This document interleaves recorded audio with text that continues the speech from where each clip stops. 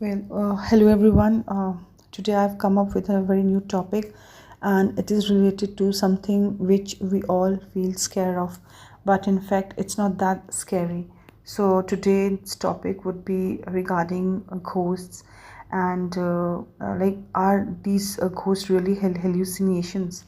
So, as you're all well versed with like what is hallucination, it's basically it's a false perception, like seeing, hearing or feeling something that is actually it's not there. So basically it's like kind of mental ailment which originates in mind. It may be due to stress, fever, or any kind of usage of drug. So hallucination is basically it's visual, auditory, tactile, olfactory. Visual means it may occur when we think of seeing things, and auditory is related to when we hear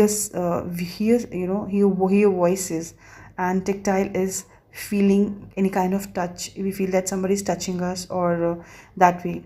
So olfactory is like when you are smelling things which are not exactly present, right?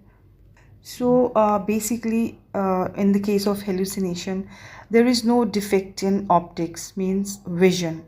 So optics is related to vision, the way you see with your eyes. So basically, the defect is in its oculatory, ocularity, means the which you see visuals, uh, your perception about that vision.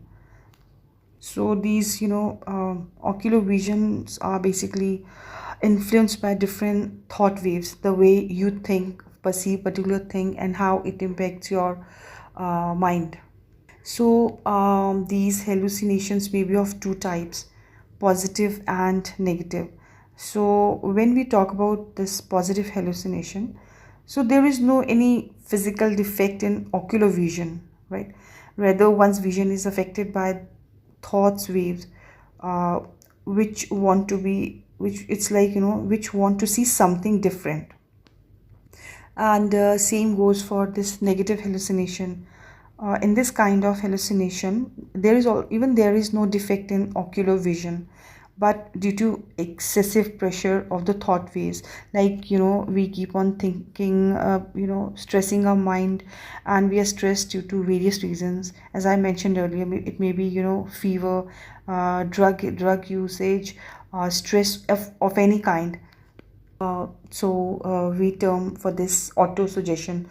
It's like internal repeated thoughts. When we keep on thinking about particular thing out of fear, or so that particular image occurs in our mind. So that is internal repeated thoughts. So due to which our ocular vision becomes negative. So in this case, the thought waves, do not want to see something which is actually present in the ocular vision. So like we hear people, they say that we have seen particular ghost, this and that kind of stories come up. So basically the sight of ghost is created by the chittanu is a Sanskrit word which means mind stuff, and it's like it's in a concentrated thought. uh, so any particular thought that affects not only the mind but also the nerve cells. So that due to the defective functioning of the nerve cells, one sees something which is not actually present, or does not see something which is actually physically present. So this is basically a cellular suggestion, right? So this cellular suggestion is basically of two types, auto suggestion and auto suggestion. So auto suggestion takes place within the jurisdiction of one's own mind, in the individual mind. So we think of particular thing in our mind when we feel scared of something. So that is auto suggestion. Same time and again we're giving the same thoughts. We are focusing on same thoughts time and again. So that is auto suggestion. And another one is like auto suggestion. It is the a transmission of suggestions from another's mind, from another stronger mind. like when a weaker mind is greatly influenced by a stronger mind, as a result something is not seen or nothing is seen.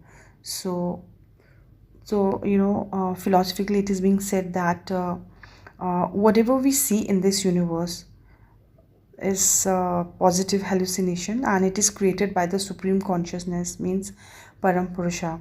So whatever he thinks is seen by the nerve cells of the individual cells. It's not without his uh, permission.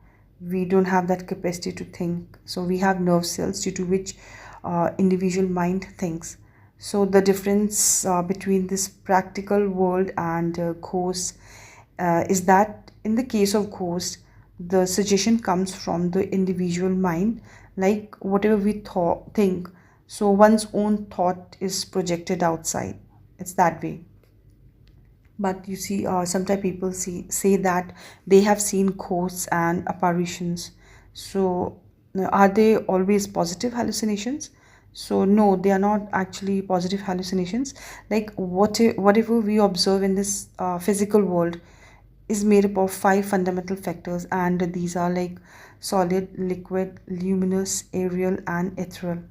And it is created in such a way that it automatically functions, and its inherent capacity for action is derived from this physical world, and it is under the inspiration of supreme consciousness, because supreme consciousness is the governing factor behind the universe.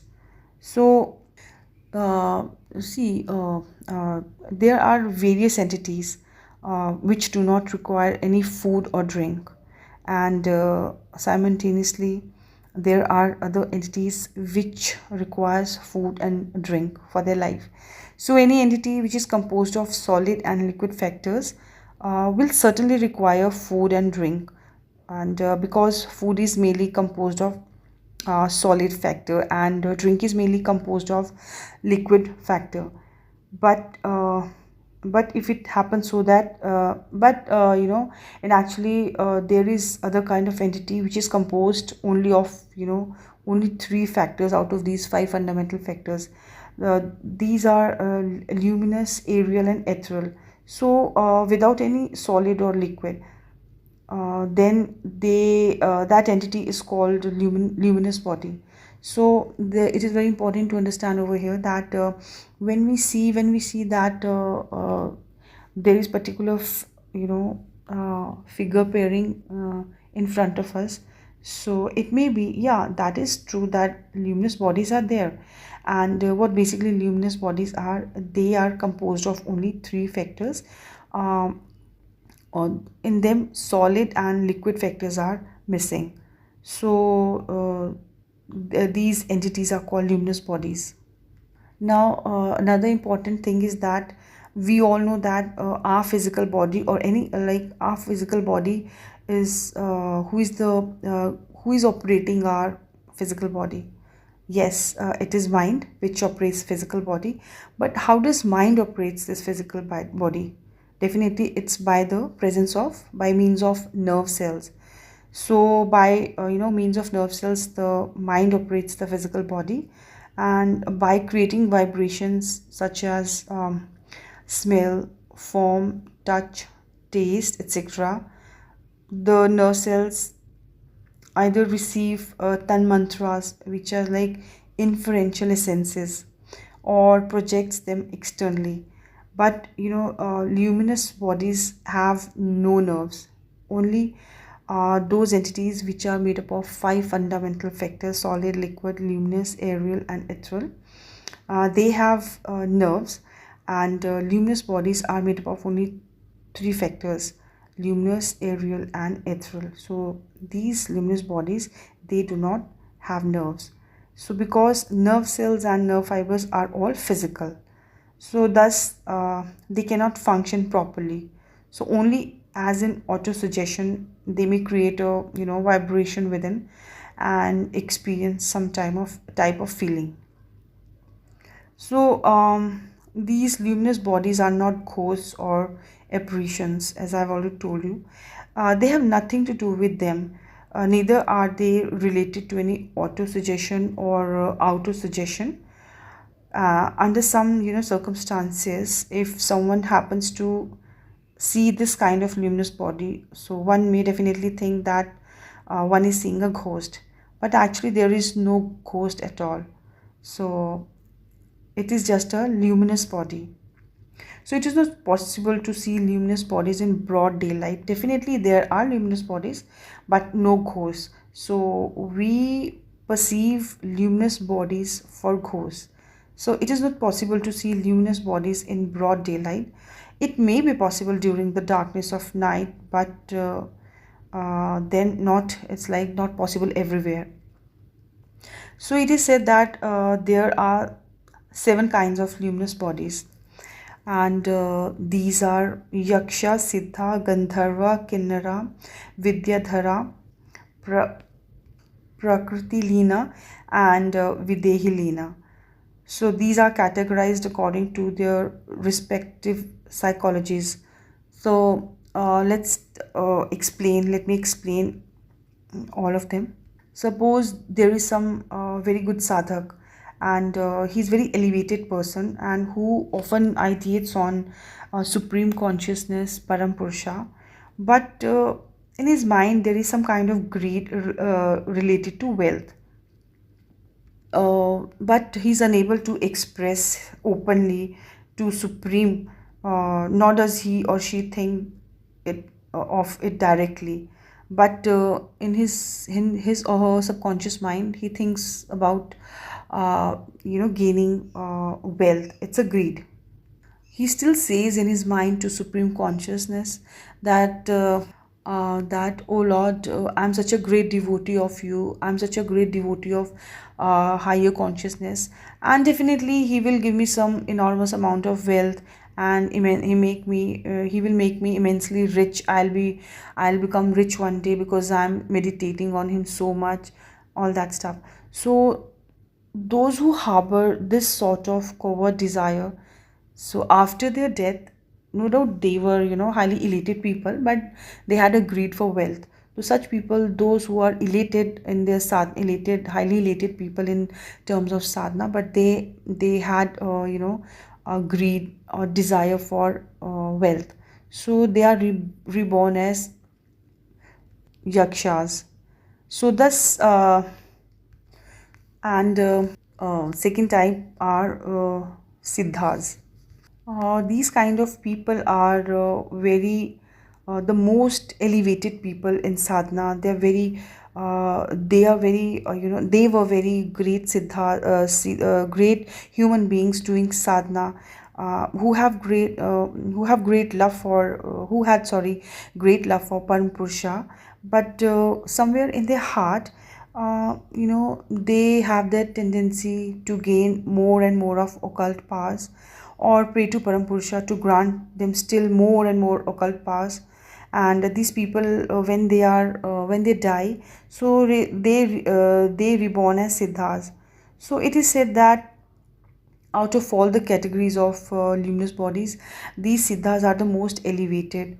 So they always help sadhakas in their sadhanas, and these luminous bodies, siddhas. Suppose there's somebody in on this earth. If somebody is doing sadhana, puja, or meditation on higher level, so these siddhas, they help to promote sadhana and elevate them to higher, dimensions. So these siddhas help these sadhakas a lot. And the type of luminous bodies are Vidyadhara. So Vidyadhara are basically those luminous bodies when in their previous lives they had a ample amount of knowledge, and who used to pray to God, who were very knowledgeable and used to pray to, Supreme, to bestow an enormous wealth of knowledge upon them. So after their death, they are reborn as Vidyadhara. So that's why now uh, they become, luminous bodies, but they are also higher categories. And the fourth one is Gandharva. uh, in physical body, Some people are very talented, they have a great taste for higher music, and these people should cultivate music to the maximum to give pleasure to the supreme conscious, and mentally think that, oh Parampurusha, I just want this knowledge of science of music, not you. I just want to gain name and fame in music. I want to become the best musician. And such people who prefer music because they are so passionate about music, they prefer music uh, upon God. So after their death, they are reborn as Gandharva. So in Sanskrit, the science of music is called Gandharva Vidya. So they are also luminous bodies, and they are not at all ghosts, and they are also not visible in daylight, just as other luminous bodies are invisible. So it is important to understand over here, whichever luminous body, seven types of luminous bodies I'm talking about, they are not visible in broad daylight. They are visible in dark, maybe in night. So, and next is Kinnara. Those people, when they were alive, and when they are in fact alive, and they wane about their physical beauty, they give more of importance to their physical looks, physical appearance, or who pray to Supreme to give them more and more physical charm. So after their death, they are reborn as Kinnaras. So they are also luminous bodies, and another type of luminous body is Videhi Lina. Um, sorry, Prakriti Leena. See, please, I am telling you something very important. So, over here, please try to understand my point of view. If any one of you feel offended for this, please forgive me. But the reality is this, that those who wrongly worship Param Purusha in the form of clay, iron, or other material substance, they are ultimately transformed into Prakriti Leena. So they are all, these are also of luminous kind of nature. They are luminous bodies. So it is always, therefore it is said that one should stay away from murti puja. If you watch my previous vlog, so you'll come to know why it is not good for us and what is the real science behind this. So the next is Vidya Leena. So Vidya Lena is basically those who, run after occult paths, and they think that, I will attain such a great occult path that with it I will move from one place to another. I'll gain all the paths, and there will be no boundary, no territory for me. I'll be free. So these are all luminous bodies, and they are not ghosts, and nor are they any positive or negative hallucinations. So these all kinds of luminous bodies, seven of them I have told you, these are basically seven types of luminous bodies, and these all collectively are known as Devyoni. After the death of human being, whatever their desire was and whatever their desire are, so they get next life or next body according to their sanskaras, previous sanskaras. So thus ghosts are not positive hallucinations or negative hallucinations, or any kind of siddhas or devyonis. So then do you think there is there any kind of thing like ghost? So I think, no, not exactly ghost, but there is something like that, right? What happens that after death, when our mind dissociates from the body, so the accumulation of unfulfilled samskaras or reactive momenta remains. Means when we die, uh, whatever our life had been, whatever we think, and uh, whatever sanskars we are carrying from previous life, and whatever sanskars we are carrying in this life, everything goes after our death, and it remains, although the body with the five fundamental factors no longer exists. Although the body with the five fundamental factors no longer exists, so thus mind cannot function, but it remains in potential form. And sometimes it happens that in some circumstances, if the if the ectoplasm of living person is associated with that disembodied potential mind, so then this disembodied mind gets a mental body, but it is not permanent. It is temporarily for a few minutes, or maybe for a very short time. So then that mental body can start functioning with the help of the nerve cells and nerve fibers of that living person, but only for few minutes. So what is this called? What kind of hallucination we say? So it is neither positive hallucination or negative, nor a negative hallucination. It's not even a luminous body, Dev Yoni, I mean. So then what is it? See, a living person's ectoplasmic cell become the mental body of a dead person for few minutes, until after few minutes that mental body again dies. So this mental body, Shri Prabhat Ranjan Sarkar says that he would like to call it as recreated mind, which is known as Prasthita Manas in Sanskrit. So these recreated mind, the life of these recreated mind is for it's momentary, maybe for few very short time, few minutes. So some people may do good work or get good works done with the help of these pristit manas, but only those who have perfect control over their minds and over the nerve cells, or you can say nerve fibers of their bodies, can do this. And those who are bad people, those who have bad intentions, and those who wants to harm others, and they do evil deeds with the help of these prastitamanas, so they can hurl stones into other houses, as we hear that this particular thing happened over there, like pelting stones, throwing bones, or turning around the tables or cots, or shaking, moving the beds. All these things can be done. But yeah, these things do happen. This kind of is uh, just in the influence of bad by the influence of bad people with their bad deeds. So they do happen, but for momentary, it's not permanent, and it lasts for few minutes. So those people who understand that it is momentary, they don't get scared or afraid of. They know there is no particular such ghost or particular body who's going to affect them, physically touching them. It's momentary, so it doesn't affect them.